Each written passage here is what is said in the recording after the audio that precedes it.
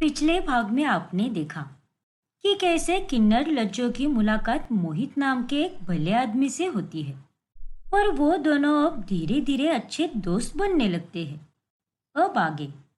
हाय मोरी मैया, ये तू क्या बोल रही है लज्जो? अरे मेरी बहन, कोई भी लड़का किसी भी किन्नर के साथ इस तरह दोस्ती क्यों करेगा? हो ना हो, मुझे तो लग रहा है कि उसके मन में कुछ चल रहा है। कहीं वो तुझे अपना दिल तो नहीं बैठा ना? अरे चल हट पगली। और हीरा, मैंने तुझे उस दिन भी यही कहा था और आज फिर से वही कह रही हूँ कि मैं एक किन्नर हूँ और वो एक आदमी है। मोहित जी मेरे सिर्फ अच्छे दोस्त हैं। वो मेरे लिए जो भी करते हैं, मेरे साथ जिस तरह से बात करते हैं, वो सब केवल इंसानियत के नाते ही करते हैं और ऐसी वैसी कोई बात नहीं है। अरे ये तेरी सोच है, लेकिन मोहित जी अलग ही लग रहे हैं। तू तो पागल ही है। छोड़, तुझे समझाकर कोई फायदा नहीं है। फिर एक दिन मोहित चौक में लज्जो का इंतजार करता है। लज्जो तो रोज इसी गली से होकर जाती है, तो फिर आज कहाँ पर रह गई? तभी वहां पर लज्जो आती है।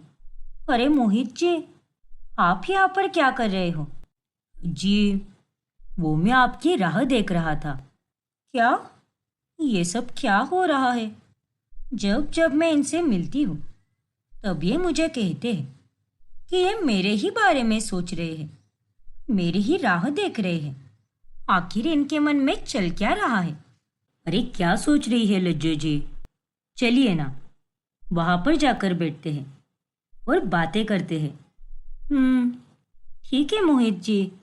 फिर लज्जो और मोहित एक जगह बैठकर बातें करने लगते हैं। लज्जो, आपको मैं।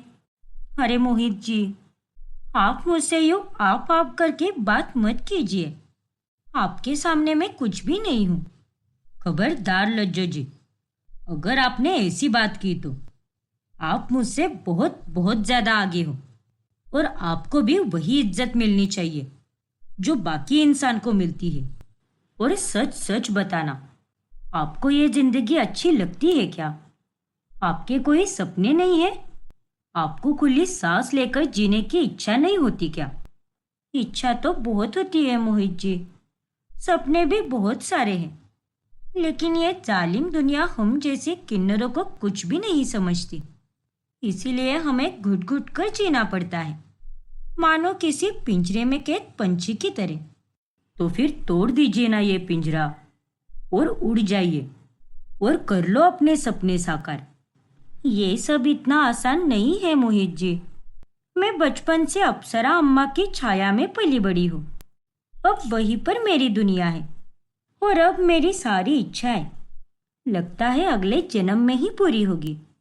नहीं लज्जो जी, ऐसा कुछ भी नहीं है। अगर आप चाहो तो आपकी सारी इच्छाएं मैं इसी जन्म में पूरी कर सकता हूँ और इसमें मैं आपका साथ दूंगा। लेकिन क्या आप कदम बढ़ाने के लिए तैयार हो? मतलब मैं आपको पढ़ने भेजूंगा और आपको एक काबिल इंसान बनाऊंगा। आप मेरी अच्छी दोस्त बन चुकी हो और एक दोस्त अपने दूसरे दोस्त के लिए इतना तो कर ही सकता है ना? लेकिन मोहित जी, मैं ये सब कुछ कैसे कर पाऊंगी? रोजाना जब तुम यहाँ वहाँ लोगों से पैसे मांगने जाती हो, तो उस दौरान 1 से 2 घंटे तुम अपने लिए निकाला करो। एक प्राइवेट कोचिंग क्लास है, वहां पर जाकर तुम्हें पढ़ने मिलेगा और मैं तुम्हारी हर एक छोटी से छोटी चीज का ध्यान रखूंगा। धन्यवाद मोहित जी, मुझे हमेशा से ही पढ़ने की इच्छा थी और अब वो इच्छा पूरी होने जा रही है, वो भी आपकी बदौलत। वो क्या कहते हैं? Thank you.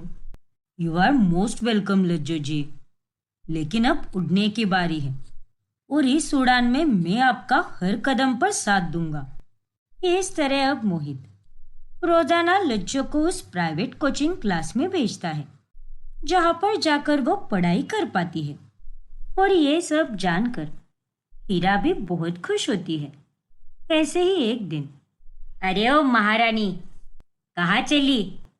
आजकल तो तेरे पाँव टिकते ही नहीं बस्ती में, बस बाहर बाहर ही रहती है।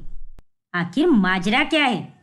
कहीं पैसे मांगने की जगह कोई और करामती तो नहीं कर रही ना तू? ना ना अम्मा, मैं तो पैसे ही मांगने जाती हूँ। आप चाहे तो बाकी चेलों से पूछ सकती हो। हाय हाय, झूठ बोले कौवा काटे, काले कौवे से तो डरी हो। अरे लज्जो, तुम कौन से इलाके में जाकर पैसे मांगती हो? मैंने तो तुम्हें कहीं देखा ही नहीं। और अगर ये इतने पैसे मांगती है तो बोलिए इसे हिसाब देने के लिए। हाँ लज्जो, रोमा बिल्कुल सही कह रही है। दिखा मुझे तेरे पैसे। वो अम्मा वो। अरे क्या वो करे जा रही है? ला ना। फिर लज्जो अपने सारे पैसे लाकर अप्सरा की झोली में डालती है और उसके बाद अप्सरा उसे गिनने लगती है। अरे सत्यानाश हो तेरा! और ये कितने कम पैसे हैं। इतने तो ये रोमा रानी एक दिन में ही कमा लेती है। देख लज्जो, मैं कुछ बोलती नहीं इसका मतलब ये नहीं कि तू सिर पर चढ़कर नाचने लगे। अपनी औकात में रह और अपने काम पर ध्यान दे। ज्यादा इधर उधर घूमने की कोई जरूरत नहीं है, समझी कि नहीं? जी अम्मा, उस इलाके में मुझे ज्यादा पैसे नहीं दिए लोगों ने। अब मैं इलाका ही बदल दूंगी तो दूसरी जगह अच्छे पैसे मिलेंगे।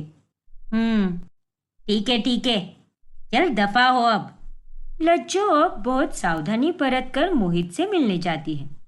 एक दिन अचानक से मौसम बहुत ज्यादा खराब होता है और वो दोनों एक जगह फंस जाते हैं। हे भगवान, कितनी जोरों से बारिश हो रही है। अब हम दोनों यहाँ से बाहर कैसे निकलेंगे? देखिए लज्जो, आप घबराइए मत, मैं हूं ना। हम यहाँ से निकल जाएंगे। लेकिन आपकी गाड़ी यहाँ से आगे नहीं जा पाएगी। रास्तों की हालत तो देखिए। मोहित भी बहुत ज्यादा चिंतित हो जाता है और उसके घर वाले भी, मतलब उसके माता पिता और बहन सोनल भी बहुत ज्यादा परेशान हो जाते हैं। अरे मोहित का तो फोन भी नहीं लग रहा, पता नहीं कहाँ पर रह गया। ऊपर से कितनी बारिश भी हो रही है। हे कृष्ण भगवान, मेरे मोहित की रक्षा करना। माँ पापा, आज हर जगह तूफानी बारिश के कारण रेड अलर्ट कर दिया है। जरूर भैया किसी न किसी जगह फंस गए होंगे। वही दूसरी तरफ बस्ती में भी अप्सरा को बहुत गुस्सा आता है। हो ना हो अम्मा, मुझे तो दाल में पक्का कुछ काला लग रहा है। जरूर वो कल मुही लज्जो अपने आशिक के साथ होगी। किन्नर होकर भी उसने एक आदमी को अपने वश में कर लिया है। मोहल्ले की सबसे सुंदर किन्नर जो ठहरी। आने दो उसे, कल अच्छे से सबक सिखाऊंगी। नालायक करमजली, छोड़ूंगी नहीं मैं। बहुत पर निकल आए हैं उसके। रात भर वो दोनों उसी जगह अटके रहते हैं और सुबह होने पर वापस अपने घर चले जाते हैं। तभी अप्सरा लज्जो को बहुत मारती है और उसे अब अगले 7 दिनों तक खाना ना देने की सजा देती है। मुझे माफ कर दीजिए अम्मा, लेकिन मेरा विश्वास कीजिए, मैं सच में एक जगह फंस गई थी जहाँ के रास्ते बहुत खराब थे। तो मैं वहां से वापस कैसे आती? अरे कल मुही चुड़ैल, चंदा मांगने ऐसे कौन से इलाके में जाती है तू? झूठ का पिटारा खोखली डायन। आग लगे तुझे। चुप कर रोमा, इसे तो अब मैं देखूंगी। अब तू ज्यादा बाहर नहीं जाएगी, और जाएगी तो किसी न किसी किन्नर के साथ ही जाएगी, समझी कि नहीं? जी अम्मा। वही मोहित के घर वाले भी उसे बहुत डांटते हैं, पर वो उन्हें समझाकर मना लेता है। और इधर लज्जो भी हीरा को सारी कहानी बताती है। अरे लज्जो, ये देख, मोहित जी का ही फोन है, उठा ना। नहीं हीरा, उन्हें कह दे कि अब मैं उनसे नहीं मिल सकती। अम्मा बहुत भड़क चुकी है और अब तो मैं बस्ती के बाहर अकेली भी नहीं जा सकती। ठीक है लज्जो। फिर हीरा मोहित का फोन कॉल उठाकर उसे सारी सच्चाई बताती है। और उसे सुनकर मोहित का भी जी घबरा जाता है। क्या? अरे ऐसे कैसे अम्मा भड़क सकती है? बारिश के मौसम में कोई फंस नहीं सकता क्या? और वो लज्जो पर इतना शक क्यों करती है? अब वो मैं सब नहीं जानती साहब, लेकिन लेकिन लज्जो आपसे अब बहुत कम मिला करेगी। और वैसे भी आपका और उसका मिलना आपके लिए तो नहीं, बल्कि उसके लिए खतरों से खाली नहीं है, क्योंकि अप्सरा अम्मा जितना प्यार करती है उससे कहीं ज्यादा नफरत भी कर सकती है। चलो रखती हूँ मैं। इतना कहकर हीरा फोन कॉल कट कर देती है। अरे लेकिन मेरी बात तो करा दीजिए उनसे। ओ गॉड, ये अप्सरा अम्मा भी ना, बड़ी अजीब इंसान है। अब मोहित और लज्जो के बीच दूरियां आ जाती है, जिस कारण मोहित बहुत उदास रहने लगता है और उसका मन भी नहीं लगता। और इन्हीं जुदाई के पलों में उसे अपने जज्बातों का एहसास हो जाता है। हाँ, शायद यही है प्यार। प्यार कर बैठा हूं मैं लज्जो से। लज्जो, आपसे जुदा होकर मुझे अपने अंदर के जज्बातों का एहसास हुआ है और अब मुझसे रहा नहीं जा रहा। अब मैं आपसे मिलकर आपको अपने दिल का हाल जरूर बताऊंगा, फिर चाहे कुछ भी हो जाए। फिर मोहित रास्ते पर हीरा से मिलता है। अरे मोहित साहब, आप यहाँ? हाँ हीरा, और अच्छा ही हुआ जो आप मुझे मिल गई। देखिए हीरा जी, मुझे लज्जो से मिलना है और उनसे एक बहुत ज़रूरी बात करनी है। प्लीज़ उन्हें लेकर आइए ना। एक आप ही हो जो हम दोनों को मिला सकती हो। पर साहब, प्लीज़ पर वर मत कीजिए और हम दोनों को मिलाइए, बस एक बार। प्लीज़ हीरा जी। अच्छा ठीक है, मैं करती हूँ कुछ। फिर हीरा घर जाकर लज्जो को ये सारी बातें बताती है। लज्जो पहले तो मना करती है, फिर बाद में मोहित से मिलने के लिए तैयार हो जाती है। बताइए मोहित जी, क्या हुआ? आपने मुझे क्यों बुलाया यहाँ पर? लज्जो, मैंने आपको यहाँ पर अपने दिल का हाल, अपने दिल के जज्बात बयां करने के लिए बुलाया है। क्या? हाँ लज्जो, मैं नहीं जानता कि ये सब कैसे और क्यों हुआ, लेकिन मुझे आपसे बहुत प्यार हो चुका है और अब मैं आपके बिना नहीं रह पा रहा। चलिए लज्जो, मेरे साथ चलिए। छोड़ दीजिए इस नरक को और मेरा हाथ थामकर अपने जीवन की नई शुरुआत कीजिए। चलिए। पर मोहित जी, आपको मुझसे प्यार कैसे हो सकता है? मैं एक किन्नर हूँ और आप एक आदमी हो, और हम दोनों कभी एक नहीं हो सकते। आपका परिवार, मेरी अम्मा, ये लोग हमें एक साथ कभी रहने नहीं देंगे। मुझे उस बात की कोई परवाह नहीं है। अगर आप और मैं एक हो जाए तो हमारा कोई कुछ बिगाड़ नहीं सकता। मैं आपकी पूरी हिफाजत करूंगा। बस आप एक बार मेरा हाथ थाम लीजिए। और मैंने किसी किन्नर से नहीं, बल्कि आपकी आत्मा से प्यार किया है। नहीं मोहित जी, ये गलत है। हम दोनों एक नहीं हो सकते।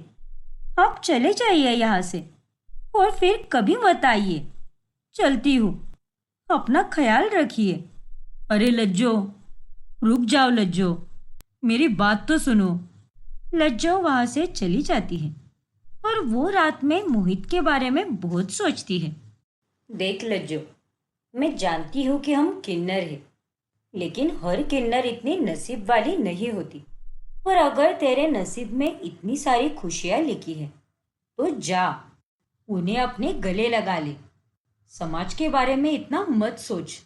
पर हीरा, सब कुछ इतना आसान नहीं है। मैं अम्मा को धोखा नहीं दे सकती। अरे अम्मा से बड़ी धोखेबाज इंसान और कोई नहीं है। अगर तू अम्मा के साथ रहेगी तो हमेशा दर्द सहती रहेगी। जा लज्जो, एक किन्नर की जिंदगी श्राप से कम नहीं होती। जा, इस श्राप भरी जिंदगी से आजाद कर दे खुद को। मोहित साहब बहुत अच्छे इंसान हैं और मुझे पहले दिन से ही पता था कि वो तुझे बहुत चाहते हैं। हीरा की बात सुनकर लज्जो वहां से भागने का फैसला करती है और वो मोहित से मिलने के लिए मंदिर चली जाती है। मोहित जी, मुझे जिंदगी में कभी किसी से इतना प्यार नहीं मिला, इतनी इज्जत भी कभी नहीं मिली जितनी कि आपने दी है। और आज मैं अपने आप को उस पिंजरे से आजाद करके आपके पास आई हूँ। और अब मैं आपके साथ एक नई जीवन की शुरुआत करने के लिए तैयार हूँ मोहित जी। मुझे पता था लज्जो कि आप जरूर आओगी, और मैं आपको बता नहीं सकता कि आज मैं कितना खुश हूँ। फिर लज्जो और मोहित भगवान के सामने अग्नि को साक्षी मानकर शादी कर लेते हैं। और उसके बाद मोहित लज्जो को अपने घर लेकर जाता है। लेकिन जैसे ही वो उन्हें बताता है कि लज्जो एक किन्नर है, वैसे ही उसके घर वालों के पैरों तले जमीन खिसक जाती है। क्या बेशरम आदमी, तूने एक किन्नर से शादी की है? भैया, मुझे आपसे ये उम्मीद बिल्कुल नहीं थी। अरे शहर की कितनी खूबसूरत लड़कियां मरती है आप पर, और आपने एक किन्नर से शादी कर ली। कुछ गलत नहीं किया है मैंने। प्यार सिर्फ आदमी और औरत में नहीं होता। प्यार तो दो लोगों की आत्माओं का मिलन होता है, शरीर या लिंग का नहीं। बिल्कुल सही कहा तूने बेटा। सोनल, राजदीप जी, आप दोनों भले ही ना करो, लेकिन मैं अपनी बहू का स्वागत जरूर करूंगी, फिर चाहे वो किन्नर ही क्यों ना हो। क्या? अब आगे इस कहानी में क्या होगा, शादी के बाद कैसे बदलेगी लज्जो और मोहित की जिंदगी, जानने के लिए इस कहानी का अगला भाग देखना ना भूलें। और अगर आपने हमारे चैनल को सब्सक्राइब नहीं किया है तो अभी सब्सक्राइब कीजिए और बेल आइकॉन दबाना ना भूलें। सारा अपनी सास विनीता, ननद ईशानी और पति आर्यन के साथ रहती है। ईशानी अभी कॉलेज में पढ़ रही होती है और उसकी फ्रेंड रिया अक्सर उसके घर पर आया करती है। एक दिन की बात है। ये लो रिया, ये तुम्हारे लिए। ईशानी ने मुझे बताया था कि तुम्हें ये बेकरी के पफ्स बहुत पसंद है। How sweet, thank you so much. भैया, अब आप हमें डिस्टर्ब मत कीजिए और हमें पढ़ने दीजिए। पिछले 1 घंटे में आप यहाँ पर 5 बार आ चुके हैं। ओके बाबा, अब मैं वापस नहीं आऊंगा। आराम से पढ़ाई करो।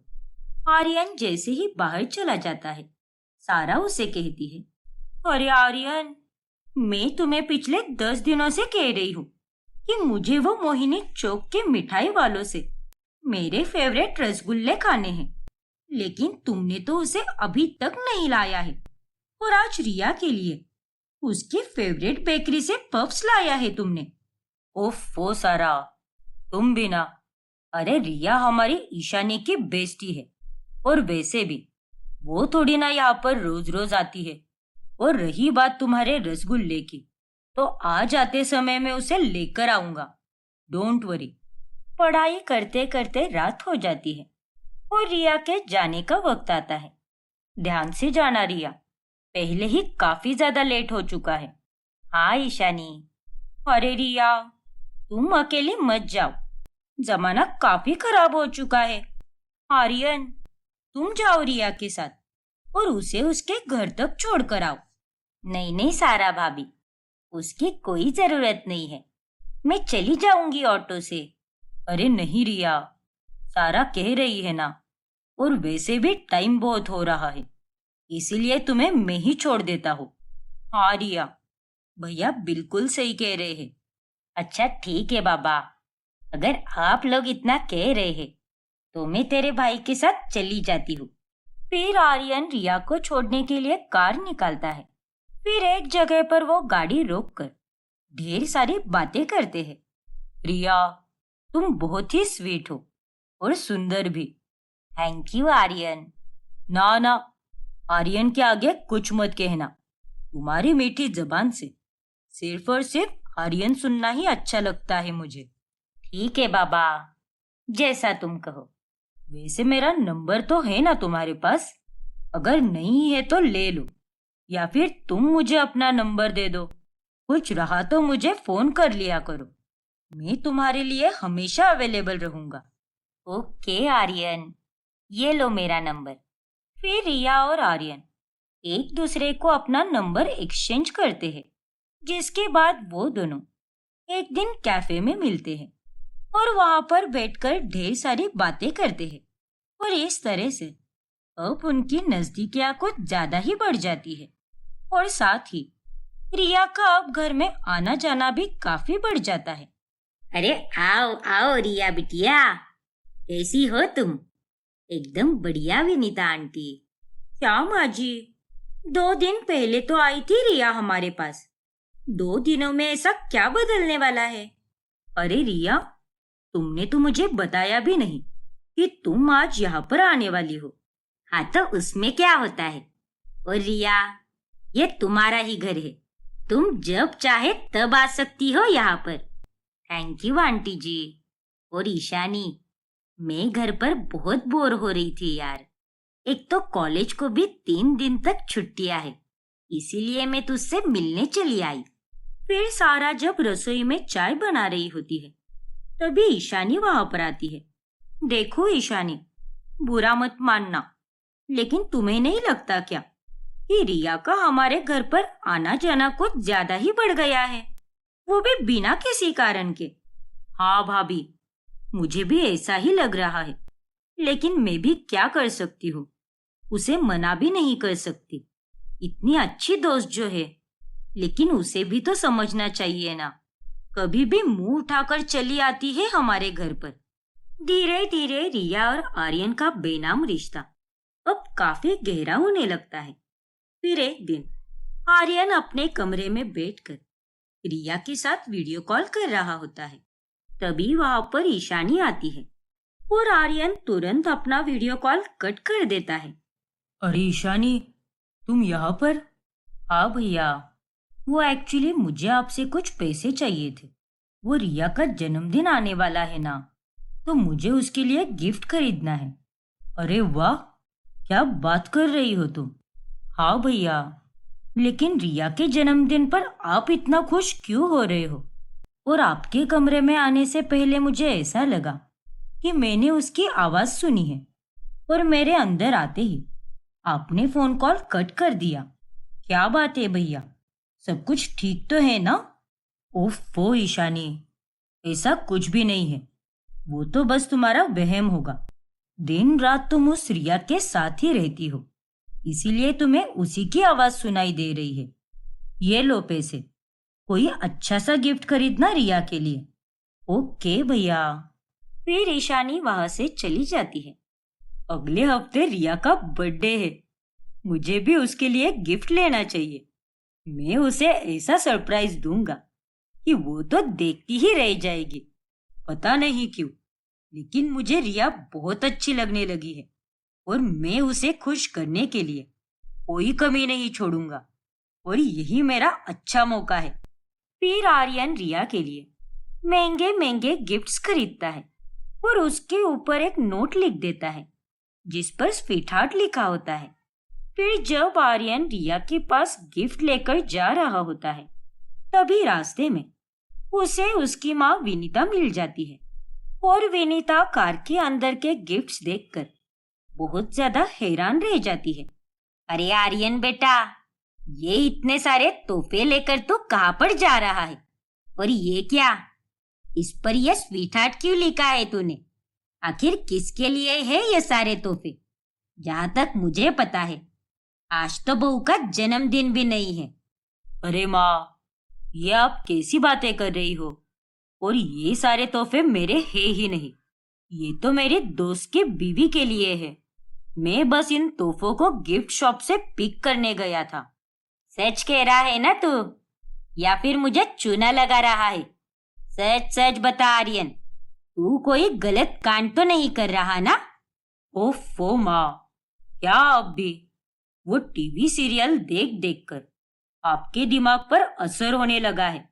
मैं सच कह रहा हूँ माँ, ये तोहफे मेरी दोस्त की बीवी के लिए है। अच्छा अच्छा ठीक है, चल जा अब, मैं भी मंदिर जा रही हूँ। अरे तो बैठो ना माँ, मैं आपको मंदिर तक छोड़ देता हूँ, धूप भी काफी है बाहर। इस बार आर्यन जैसे तैसे बच जाता है, और जब वो रिया से मिलता है तब वो उसे सारे गिफ्ट्स दे देता है। जिन्हें देखकर रिया बहुत खुश होती है और वो आर्यन को गले से लगाती है। फिर वो दोनों साथ मिलकर केक कट करते हैं और अच्छा टाइम स्पेंड करते हैं। फिर एक दिन अचानक से रिया अपना सारा सामान लेकर ईशानी के घर चली आती है और उसे सामान के साथ देखकर घर के सभी लोग हैरान रह जाते हैं। अरे रिया बिटिया, तुम यहाँ पर क्या कर रही हो? वो भी इतना सारा बोरिया बिस्तर लेकर। क्या बात है, सब कुछ ठीक तो है ना? हाँ रिया, तुम्हारे घर पर कुछ हुआ है क्या जो तुम इतना सारा सामान लेकर आई हो? अरे नहीं सारा भाभी, विनीता आंटी, मेरे घर पर सब कुछ ठीक है। आप जैसा सोच रहे हो वैसा कुछ भी नहीं हुआ है। वो एक्चुअली मेरे माँ पापा एक हफ्ते के लिए बाहर गए हैं, इसीलिए मैं यहाँ पर रहने आई हूँ। और घर पर अकेली रहती तो मुझे बहुत बोर हो जाता, इसीलिए मैं यहाँ पर चली आई। आई होप आप लोगों को कोई दिक्कत नहीं है। अरे नहीं बिटिया, हमें तो कोई भी दिक्कत नहीं है। तू यहाँ पर आराम से रह सकती है। हाँ रिया, अगर तुम्हारे माँ पापा बाहर गए हैं तो तुम्हें अपने घर पर अकेले नहीं रहना चाहिए। और तुमने अच्छा ही किया जो तुम यहाँ पर चली आई। अब रिया वहीं रहने लगती है और एक रात रिया और आर्यन छुपकर छत पर जाकर मिलते हैं। थैंक यू सो मच रिया, मेरे कहने पर यहाँ आने के लिए। अब मुझे एक हफ्ते तक छुट्टियां है, इसीलिए मैं घर के बाहर ज्यादा नहीं निकल पाऊंगा। इसीलिए मैंने कहा कि तुम ही यहाँ पर आ जाओ। पर आर्यन, किसी ने अगर माँ पापा को देख लिया तो तब क्या होगा? वो दोनों तो कहीं भी नहीं गए हैं, घर पर ही है। हमने सबसे झूठ बोला है। नहीं रिया, किसी को पता नहीं चलेगा। अब छोड़ो ना उन बातों को। वैसे आज तुम इस ड्रेस में काफी प्रिटी लग रही हो। और तुम भी आर्यन, इस शर्ट में तो तुम एकदम हैंडसम हंक लग रहे हो। वो दोनों बातें कर ही रहे होते हैं कि उतने में वहां पर सारा आ जाती है और उसे देखकर वो दोनों बहुत घबरा जाते हैं। सारा, हे भगवान, कहीं सारा भाभी ने हमारी बातें सुनी तो नहीं? आर्यन, रिया, तुम दोनों इतनी रात गए यहाँ छत पर क्या कर रहे हो? वो भी इतने अंधेरे में? वो दरअसल रिया को हमारी छत देखनी थी। रात में यहाँ से पूरे लखनऊ का व्यू अच्छा दिखता है ना, इसीलिए। हाँ भाभी, वही बात थी और कुछ नहीं। लेकिन तुम यहाँ पर क्या कर रही हो सारा? अरे सुबह सुबह मैं यहाँ पर नोवेल पढ़ने आई थी और यहीं पर भूल गई, उसे ही लेने आई हूँ। अच्छा, ऐसी बात है क्या? चलो साथ में चलते हैं नीचे। आर्यन और रिया पर सारा को अब शक होने लगता है और अगले ही दिन वो ईशानी से बात करती है। सारा भाभी, सच कहूँ तो मुझे भी रिया और भैया पर बहुत डाउट हो रहा है। उस दिन भी मैं जब भैया के कमरे में जा रही थी तब मुझे बाहर से रिया की आवाज सुनाई दी, मानो वो और भैया फोन पर एक दूसरे से बात कर रहे थे। हाँ ईशानी, मुझे भी कुछ गड़बड़ लग रही है। अरे कल रात को तो वो दोनों छत पर अकेले थे। हमें सच का पता लगाना ही होगा और वो तभी लग सकता है जब हम दोनों रिया और आर्यन को अकेला छोड़ दे। हाँ भाभी, आप बिल्कुल सही कह रही हो। फिर सारा और ईशानी मिलकर प्लान बनाती है और अगले ही दिन जब विनीता बाहर मंदिर गई होती है तभी वो दोनों भी मार्केट जाने के लिए निकलती है। आर्यन, रिया, ईशानी और मैं मार्केट जा रहे हैं। हम 2 घंटे में वापस आ जाएंगे। तब तक तुम दोनों घर का अच्छे से ख्याल रखना, ठीक है? हाँ रिया, हम जल्दी वापस आ जाएंगे। तब तक तुम घर में आराम करो। घर का ख्याल भैया रख लेंगे। ठीक है ईशानी, जैसा तुम कहो। हाँ सारा, तुम दोनों आराम से शॉपिंग करके आओ। जल्दबाजी करने की कोई जरूरत नहीं है। फिर सारा और ईशानी असल में तो घर के बाहर ही छुप जाती है। यही सही मौका है। आज मैं रिया को कपल पार्क में लेकर जाऊंगा और वहां जाकर उसे प्रपोज भी करूंगा। मैं अपनी फीलिंग्स को और नहीं दबा सकता। मुझे उसे बताना ही होगा। क्या हुआ आर्यन? क्या सोच रहे हो? अरे रिया, यहाँ बैठने से अच्छा हम कहीं बाहर चलते हैं ना। एक पार्क है जो बहुत सुंदर है और मुझे भी बहुत पसंद है वो पार्क। और मैं अच्छे से जानता हूँ कि तुम्हें भी वो पार्क बहुत पसंद आएगा। अच्छा, ऐसी बात है क्या? ठीक है फिर, चलो चलते हैं। फिर वो दोनों कपल पार्क में चले जाते हैं और आर्यन वहां पर जाकर रिया को प्रपोज करता है। तभी वहां पर सारा और ईशानी आ जाती है और उन दोनों को देखकर रिया और आर्यन के होश उड़ जाते हैं। फिर सारा और ईशानी मिलकर उन दोनों की खूब पिटाई करती है। क्यों? तुम दोनों को क्या लगा कि हमें कुछ भी पता नहीं चलेगा? रिया, तू इतनी नालायक और गिरी हुई निकलेगी ये मैंने कभी सपने में भी नहीं सोचा था। अरे वो मेरा भाई है, तुझे कोई शर्म वरम है या नहीं?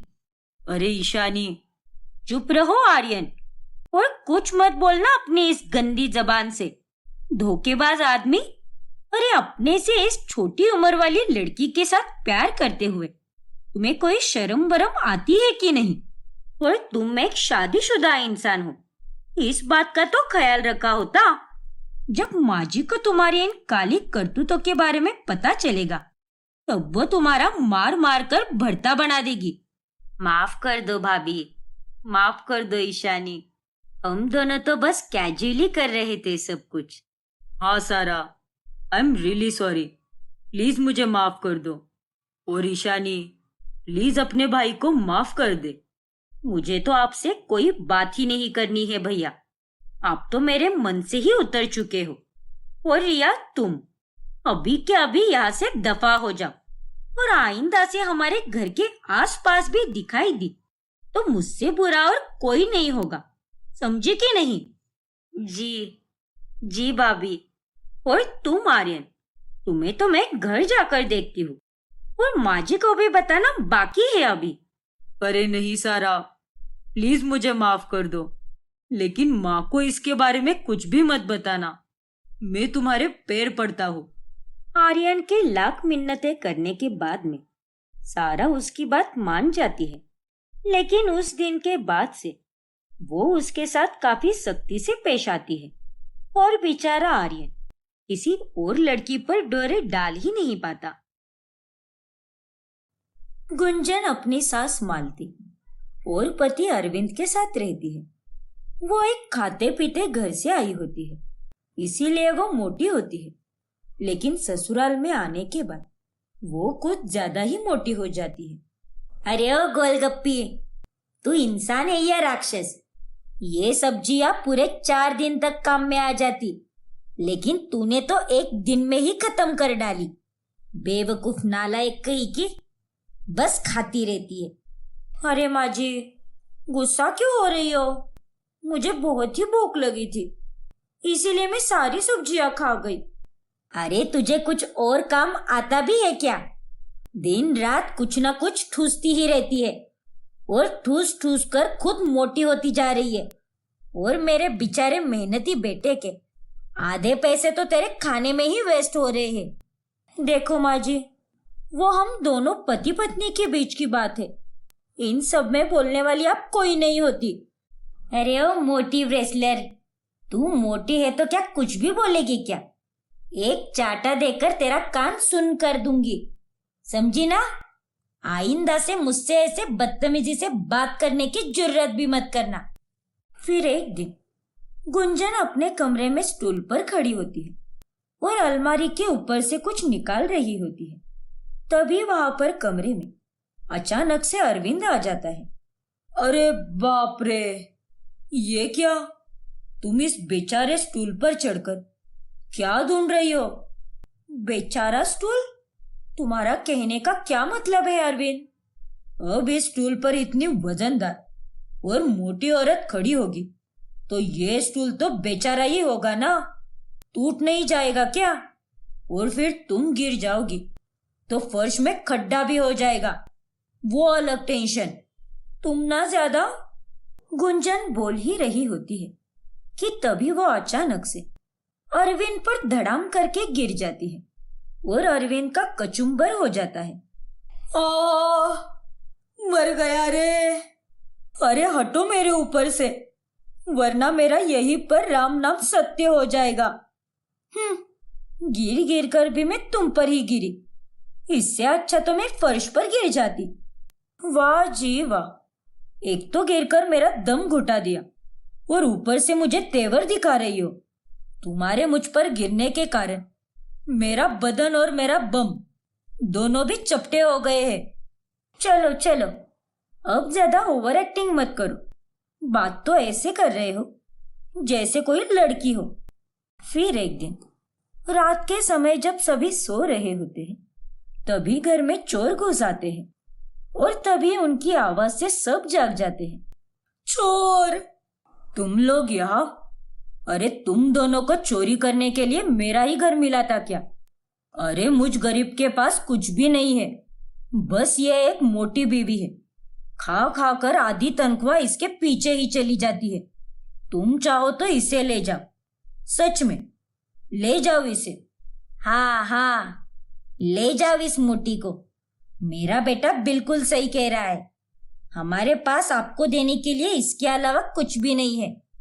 अरे आप दोनों क्या पागल वागल हो गए हो क्या? ये कैसी बातें कर रहे हो?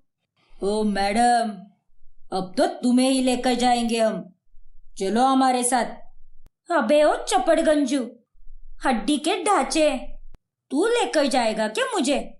अगर मैं एक फूंक मारू ना तो 7 समुंदर पार उड़ जाएगा। आया बड़ा मुझे लेने। रुक तू, तुझे तो मैं अब भी दिखाती हूँ कि मैं चीज क्या हूँ। फिर गुंजन गुस्से में उन दोनों चोरों को घूंसा मारती है और वो दोनों वहीं पर बेहोश हो जाते हैं। ये देखकर अरविंद और मालती दोनों का मुंह खुला का खुला रह जाता है। ओ तेरी, तुमने तो इन दोनों चोरों को एक ही पंच में बेहोश कर डाला। और नहीं तो क्या। अरे गुंजन, दिन ब दिन तुम तो कुछ ज्यादा ही डरावनी होती जा रही हो, इसीलिए कहती हूँ मुझसे बच के रहना, समझे ना? आई बड़ी मुटकी चुड़ैल। माँ जी, जो बोलना है सीना तान के बोलिए। यूं भीगी बिल्ली की तरह क्यों बुराइयां कर रही हो मेरी? ये मेरी सास को सूट नहीं करता। फिर एक दिन गुंजन अपनी सास के सामने एक लाल कलर का गाउन पहनकर आती है। ये देखिए माँ जी, मैंने ये लाल रंग का गाउन खुद अपनी हाथों से बनाया है।